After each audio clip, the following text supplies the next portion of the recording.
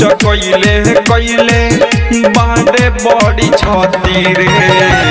सैया के सलेंसर से दगइनी रात सखी रे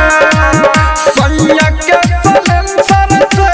दगइनी रात सखी रे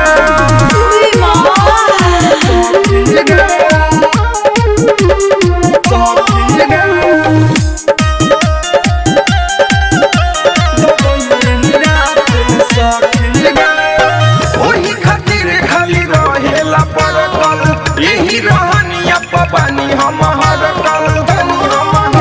गोरा में धके कसे करेला जब नसे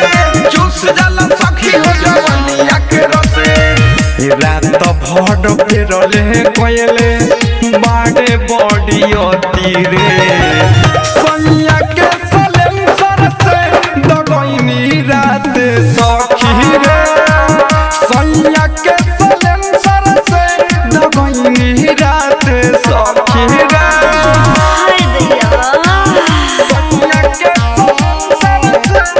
म्यूजिक बाय मनीष जायसवाल।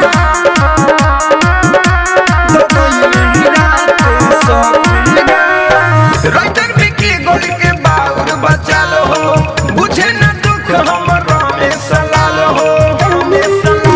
मारे लक के चीज सता के हमके भी का कहीं सखी वाला भइल बावे ठीक धीरे धीरे गरम भइनी फेल भइल मती रे सैया के सलेंसर से दगइनी रात सखी रे सैया के सलेंसर से दगइनी रात सखी रे उसमें रहे न जो से गवाइले ओही पर रहे हमर नजर भी रहिले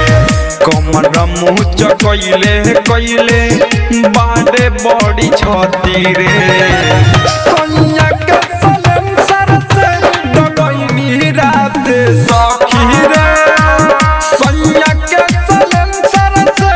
दगइनी रात सखी रे। प्रीति फिल्म्स रिकॉर्डिंग स्टूडियो चिरैया।